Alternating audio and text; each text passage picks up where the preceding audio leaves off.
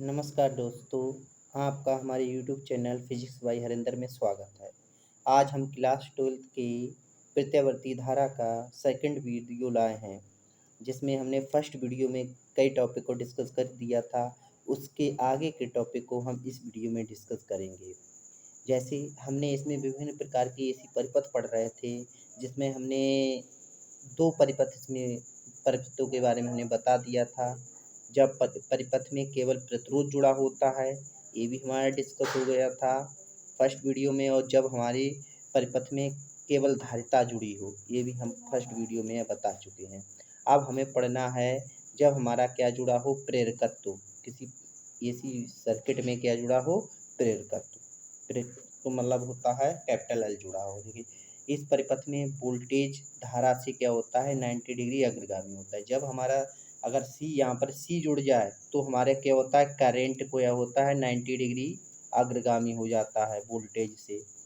और जब हमारा क्या जुड़ा होता है, प्रेरकत्व मतलब कैपिटल एल जुड़ा होता है, तो इस कंडीशन में हमारा वोल्टेज क्या हो जाता है, 90 डिग्री अग्रगामी हो जाता है। ये यहाँ पर अच्छे से ध्यान दिए। अब देखिए करंट की इक्वेशन ये है, वोल्टेज की इक्वेशन देखिए ये हो गई कितना, 90 डिग्री अग्रगामी। ये सेम है हमारी फेस, मगर ये यहाँ पर क्या है, डिफरेंस है। आगे देखिए अब क्या होगा, इसको इस टाइप से भी लिख सकते हैं इक्वेशन।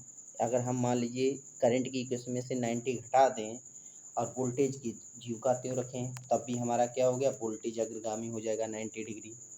ठीक है, अब देखिए ये ग्राफ में शो किया गया है, वोल्टेज का ग्राफ क्या हो गया, 90 डिग्री अग्रगामी हो गया, पहले हाईएस्ट हो गया और ये क्या हुआ हमारा बाद में हुआ। समझ गए। आगे देखिए, आगे हमारा जो परिपथ है वो सी आर परिपथ है। सी आर का मतलब, ठीक है, कैपेसिटर लगा है और प्रतिरोध लगा है, दोनों क्या होंगे, सीरीज में होंगे। एसी परिपथ मतलब सब एक जैसे होते हैं। इसकी भी थ्योरी अगर देखेंगे तो थ्योरी में क्या होगा, जो माना एसी परिपथ में धारिता सी, प्रतिरोध आर, एसी स्रोत से श्रेणी क्रम में जुड़े हैं, अतः इसमें धारा आई समान होगी, परंतु इसके सिरों के बीच विभवांतर या वोल्टेज क्या होंगे, अलग अलग होंगे। देखिए इसमें क्या होता है, जब श्रेणी क्रम में जुड़ा होता है उसमें क्या होती है, धारा समान होती है और वोल्टेज क्या होते हैं, अलग अलग होते हैं। इसके बीच जो वोल्टेज है वो बीसी है, इसके बीच वोल्टेज जो है वो बी आर है।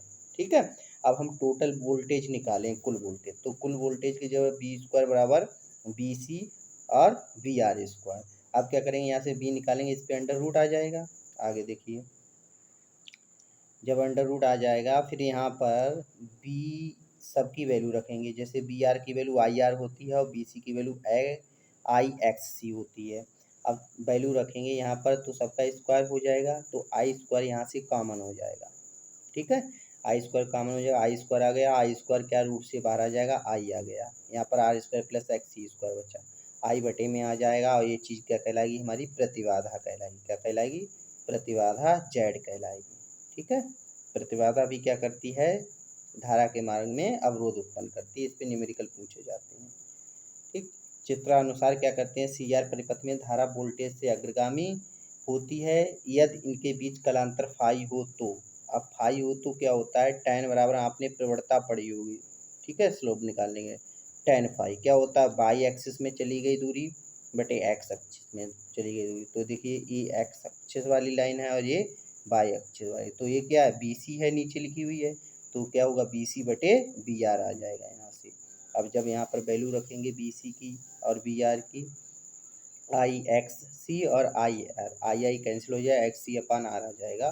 फाई निकालेंगे तो tan inverse X C upon R हो जाएगा। ठीक है, आगे देखिए नेक्स्ट परिपथ हमारा जो है एसी परिपथ, एल आर परिपथ। एल आर परिपथ में क्या होगा, एल जुड़ा होगा और आर जुड़ा होगा, किसमें होंगे, दोनों श्रेणी क्रम में होंगे। इसमें भी धारा समान होगी, वोल्टेज अलग अलग होंगी, थ्योरी वही रहेगी सेम टू सेम।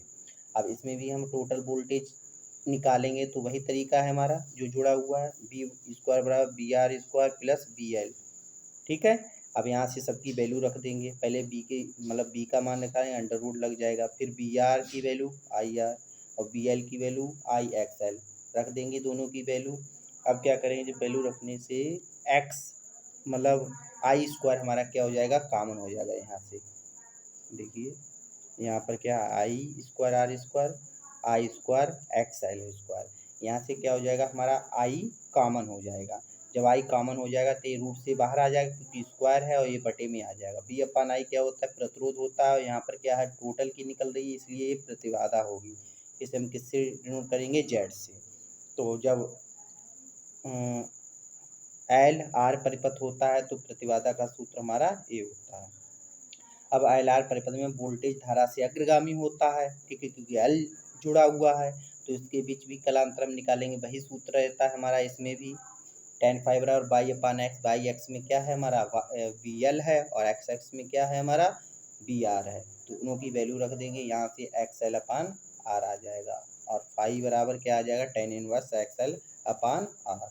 अब नेक्स्ट हम जो है हमारा परिपथ वो एलसी परिपथ है। एलसी परिपथ में इसमें भी क्या है हमारा एल है और सी, ये भी दोनों क्या होंगे, श्रेणी क्रम में होंगे, ठीक है, ए सी स्रोत से, और इसमें बहने वाली धारा समान होगी, इनके शुरू के बीच वोल्टेज क्या होंगे, अलग अलग होंगे, इतना ही लिखेंगे थ्योरी में, सबकी थ्योरी सेम है, ठीक है। अब क्या इनका वोल्टेज निकालेंगे तो बी बराबर B L minus B C. अब इनकी वैल्यू रख देंगे B L B S C की, ठीक है, रख देंगे। बी एल की वैल्यू क्या है, आई एक्स एल, बी सी की वैल्यू क्या है, आई एक्स सी, दोनों की वैल्यू रखेंगे, आई कॉमन हो जाएगा, आई बटे में जाएगा बी के, यही क्या कहलाएगी हमारी प्रतिबाधा, ये इसका स्लोप ग्राफ है, ठीक है, ये ग्राफ देख लीजिए। आगे देखिए, अब हमारा क्या हो गया, प्रतिबाधा का सूत्र आ जाता है एलसी सर्किट में ये वाला, ठीक है, ये थोड़ा सबसे अलग है, जेड बराबर एक्सएल माइनस एक्ससी। अब क्या होता है, यहाँ पर हमें पता नहीं है कि एक्सएल ज़्यादा है या एक्ससी ज़्यादा है, कोई भी कंडीशन के हिसाब से हो सकता है, तो केस लेते हैं। पहला केस क्या है इसमें, एक्सएल ग्रेटर देन है एक्ससी। देखिए हमने पहले ही बताया था, जब किसी परिपथ में एल जुड़ा होता है तो हमारा क्या होता है, धारा से वोल्टेज अग्रगामी होता है 90 डिग्री। जब हमारा सी जुड़ा होता है तो वहाँ पर क्या होता है, धारा होती है अग्रगामी वोल्टेज से, तो वही कंडीशन है। जब एक्स एल मतलब एल ज़्यादा है, इसका मतलब हमारा क्या होगा, वोल्टेज अग्रगामी होगा धारा से, तो वही लाइन नीचे लिखी हुई है कि इस दशा में परिणामी वोल्टेज, ठीक है, धारा से के कला में क्या होगा, 90 डिग्री अग्रगामी होगा।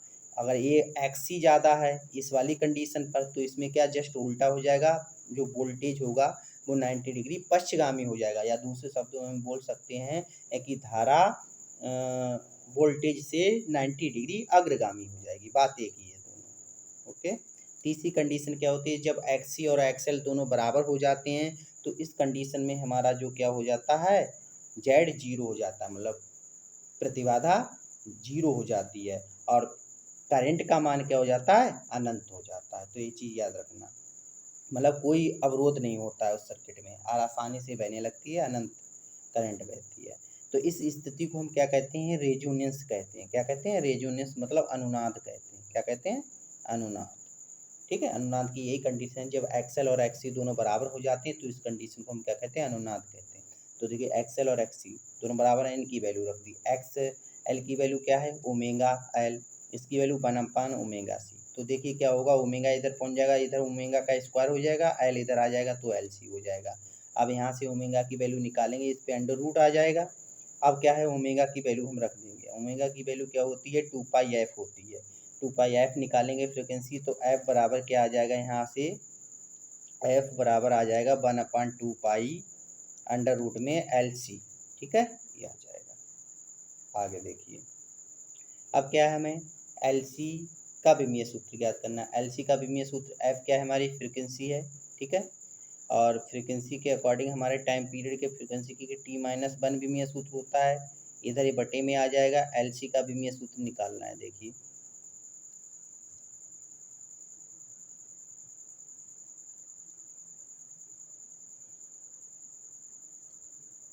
तो LC का विमीय सूत्र निकालेंगे, क्या करेंगे, स्क्वायर करेंगे, क्या करेंगे, स्क्वायर। तो यहाँ पर क्या आ जाएगा हमारा, f आएगा और f की क्या होती है, ऊपर t हो जाती है, 2e स्क्वायर आ जाएगा, ठीक है, समझ गए, ये आ जाएगा विमीय सूत्र। इसके बाद यहाँ पर हमारा एक टॉपिक, एक जो परिपथ होता है जो सबसे इम्पोर्टेंट है, वो यहाँ पर मिस है, तो हम उसको, यहाँ पर प्रतिबाधा से है, बाकी एक पेज इसमें मिस हो गया है, ठीक है, तो हम उसको बता दे रहे हैं।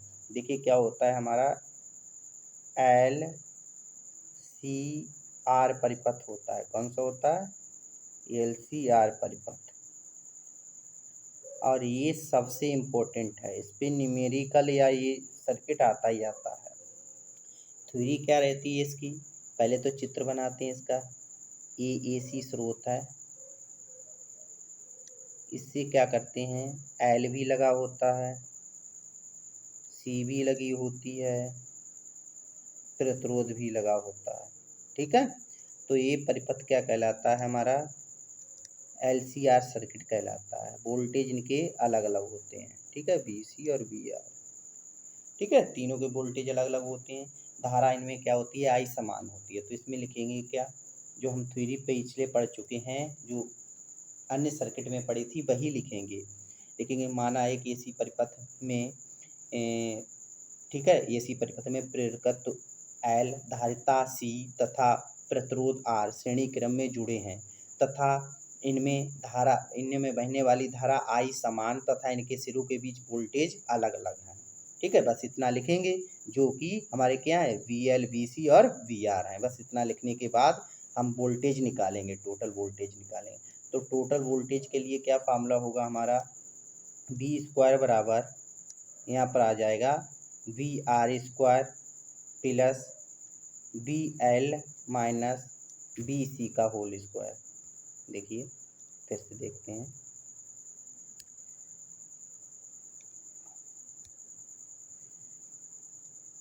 देखिए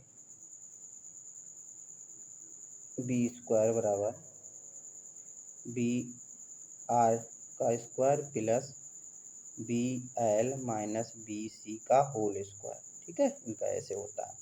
बी का, इसका बी ज्ञात करेंगे तो बी बराबर आ जाएगा ये टोटल यहाँ पर VR² plus VL minus VC का होल स्क्वायर, ये आ जाएगा। ठीक है, अब VR, VL और VC की वैल्यू रख देंगे, सबकी वैल्यू रखेंगे। तो सबकी वैल्यू रखेंगे तो B बराबर यहाँ पर आ जाएगा I² R² प्लस यहाँ पर IXL माइनस IXC।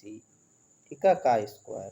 अब यहाँ से भी हमारा I कॉमन हो जाएगा और ये स्क्वायर है तो I² कॉमन होगा, यहाँ से I² बाहर आ जाएगा, वो I हो जाएगा। क्या हो जाएगा, I हो जाएगा। आगे देखिए, अब जब I हो जाएगा तो B बराबर I और अंडर रूट में बचेगा हमारा R² plus XL minus XC का होल स्क्वायर। ठीक है, अभी B/I हो जाएगा, B/I बराबर under root R² plus XL minus XC²। ठीक है, ये हो गया। अब यही चीज़ हमारी क्या कहलाएगी, प्रतिबाधा Z कहलाएगी और Z का सूत्र ये आ गया। ठीक है, यही सूत्र तो है, देखो ये यहाँ से स्टार्ट है, बाकी एक पेज मिस हो गया, वो हमने आपको बता दिया, इम्पोर्टेंट रहता है। अब क्या है, धारा वोल्टेज के बीच जो कलांतर है वो फाई हो, तो फाई tan फाई बराबर क्या हो जाएगा, देखिए VL माइनस VC बटे VR, दोनों की वैल्यू रख देंगे। I ऊपर से कॉमन होगा तो XL माइनस XC बटे R आ जाएगा। ठीक है, और अगर फाई निकालेंगे tan inverse XL minus XC बटे R हो जाएगा। यहाँ पर भी केस लगेंगे हमारे। ठीक है, केस देखिए कौन कौन से केस हैं। पहला केस वही है हमारा, जब क्या हो, XL ज़्यादा हो, XL ज़्यादा होता है तो वोल्टेज अग्रगामी हो जाता है धारा से 90 डिग्री। ठीक है, जब क्या होता है, हमारा C होता है, उस कंडीशन में हमारा वोल्टेज पश्चगामी हो जाता है 90 डिग्री। ठीक है, जब दोनों बराबर होते हैं तो इस कंडीशन में हमारी रेजोनेंस कंडीशन कहलाती है, रेजोनेंस फ्रिक्वेंसी निकलती है। देखिए इसमें, तो इस कंडीशन में जब हम वैल्यू रखते हैं tan फाई बराबर वाले में, उसमें दोनों ऊपर 0 आ जाता है, तो हमारा पूरा कलांतर क्या होगा, इन दोनों के लिए 0 होगा। अगर दोनों XL और XC दोनों बराबर हैं, और हमारा जो Z है वो प्रतिरोध के बराबर आ जाएगा, क्योंकि हम क्या करेंगे, Z बराबर R² plus XL minus XC। अगर ये दोनों बराबर हैं तो ये 0 हो जाएगा, बचेगा R², R बाहर निकल जाएगा और वो किसके बराबर आएगा, Z के बराबर आ जाएगा। समझ गए, आगे देखिए, अर्थात इस दशा में धारा और वोल्टेज समान कला में होंगे, परिपथ की प्रतिबाधा न्यूनतम होगी और यह ओमीय प्रतिरोध के बराबर होगी। समझ गए। अब देखिए एक क्वेश्चन हम कर रहे हैं, कुंडली में वैद्युत वाहक बल। देखिए कुंडली में वैद्युत वाहक बल कैसे उत्पन्न होता है। देखिए एक समान चुंबकीय क्षेत्र है, क्या है, एक समान चुंबकीय क्षेत्र है, इसमें एक कुंडली रखी है। ठीक है, एक समान चुंबकीय क्षेत्र में कुंडली रखी है जो ओमेगा कोणीय वेग से क्या है घूम रही है, और कुंडली एक नाम है इसका। तो क्या करेंगे, जब हम इसको एक समान चुंबकीय क्षेत्र में रखेंगे तो इसमें क्या होगा, चुंबकीय फ्लक्स में परिवर्तन होगा। समझ लेना अच्छे से। जब चुंबकीय फ्लक्स में परिवर्तन होगा, चुंबकीय फ्लक्स में परिवर्तन होने पर इसमें ईएमएफ उत्पन्न हो जाएगा। ईएमएफ का मतलब इलेक्ट्रिक मोटिव फोर्स, वैद्युत वाहक बल उत्पन्न हो जाएगा। और जब वैद्युत वाहक बल इसमें उत्पन्न हो जाएगा तो उसके कारण क्या होगी, इसमें धारा उत्पन्न हो जाएगी। क्या उत्पन्न हो जाएगी, प्रेरित धारा बहने लगेगी। समझ गए। आगे देखिए, जब प्रेरित धारा बहने लगी, इसमें इतना काम यहाँ पे है, फ्लक्स परिवर्तन करना है। फ्लक्स परिवर्तन होने पर क्या होता है, ईएमएफ उत्पन्न होगा, और ईएमएफ उत्पन्न होने पर क्या होगा, इसमें प्रेरित धारा बहने लगेगी। आगे देखिए, इसके बारे में लिखवाया, माना किसी आयताकार कुंडली का क्षेत्रफल कितना है, हमारा ए है, ठीक है, और एक समान चुंबकीय बी में ओमेगा कोणीय वेग से घूम रही है, ठीक है, अतः कुंडली से गुजरने वाले चुंबकीय फ्लक्स फाई बराबर बी ए कॉस थीटा हो जाएगा, ठीक है। आगे देखिए, अब ओमेगा क्या होता है, ओमेगा बराबर डेल्टा थीटा अपन डेल्टा टी होता है। अगर नॉर्मल के लिए तो फाई बराबर ओमेगा टी हो जाएगा। तो फाई की जगह पर, मतलब जो थीटा की जगह पर क्या हो जाएगा, ओमेगा टी हो जाएगा। क्या हो जाएगा, यहाँ पर फाई नहीं होगा, थीटा होगा। Okay, theta. आगे देखिए, जब यहाँ पर हमने थीटा की जगह पर ये वैल्यू रख दी हमने ओमेगा टी, ये थीटा है, ये थीटा ही है, ठीक है, इसकी वैल्यू हमने यहाँ पर रख दी। ओके, अब फ्लक्स हमारा निकल गया है यहाँ से। तब क्या करेंगे, इसका हम डिफ्रेंशिएट कर देंगे, अवकलन कर देंगे टी के रिस्पेक्ट में। तो इसका फाई करें, डी फाई अपन डी टी हो जाएगा यहाँ पर अवकलन। अब देखिए, अवकलन जब हम साइंस उसका करते हैं कॉस का, तो क्या होता है, माइनस का साइन आ जाता है। कॉस है तो इसका तो होगा नहीं, कांस्टेंट है, तो माइनस का sign omega T, omega T का करेंगे तो टी का वन हो जाएगा, ओमेगा इंटू में आ जाएगा, ठीक है। ये अवकलन करने का तरीका होता है। फिर क्या करेंगे, इसे लिख लेंगे, समीकरण फर्स्ट हो जाएगी। अब फैराडे का द्वितीय नियम लगाएंगे। फैराडे के द्वितीय नियम से कुंडली में उत्पन्न प्रेरित वैद्युत वाहक बल कुंडली के एन फेरों, और कुंडली में फेरे कितने हों, एन फेरे हों, कैपिटल एन। तो ई बराबर, ई क्या है हमारा, वैद्युत वाहक बल है, माइनस एन डी फाइव अपन डी टी होता है। डी फाइव अपन डी टी की वैल्यू क्या है, ए। ये वाली यहाँ पर वैल्यू रख देंगे, ये क्या हो जाएगा, पॉजिटिव में आ जाएगा ये वैल्यू। देखिए, ये क्या आ गई हमारी, प्लस हो गई, माइनस माइनस उधर भी माइनस की वैल्यू थी, और ये आ गई एन डब्ल्यू बी ए साइन ओमेगा टी। यदि साइन ओमेगा टी वन हो तो इस दशा में वैद्युत वाहक बल का मान क्या होगा, अधिकतम होगा। वन कब होगा, जब 90 डिग्री होगा। तो साइन ओमेगा टी की वैल्यू क्या हो जाएगी, वन हो जाएगी, ठीक है, 90 डिग्री पर होगा। तो हमारा ई नॉट बराबर एन ओमेगा वी ए आ जाएगा। इसी आधार पर जो हमारी इक्वेशन बनती है ईएमएफ वाली, ई बराबर E naught sine omega T. E naught क्या है, यहाँ पर शिखर मान है, ठीक है। आगे देखिए, कुंडली में प्रतिरोध आर, तो आई बराबर ई अपान आर, ठीक है, यहाँ पर वैल्यू रख देंगे इसकी, ई की। तो ई नॉट बटे आर साइन ओमेगा टी, तो यही क्या हो जाएगा, हमारा करंट हो जाएगा आई नॉट। तो ये करंट की इक्वेशन आ गई। जो हमने डायरेक्ट वहाँ पर एसी की करंट, वो वोल्टेज की करंट लिखवाई, वो यहीं से प्राप्त होती है हमारी। समझ गए, ये एसी की करंट आ गई। थैंक यू दोस्तों, आज के लिए मैं यहीं पर टॉपिक को समाप्त करते हैं। इसके आगे के टॉपिक को हम नेक्स्ट वीडियो में लाएंगे। तब तक आप मेरे चैनल को सब्सक्राइब और लाइक कीजिए। जय हिंद।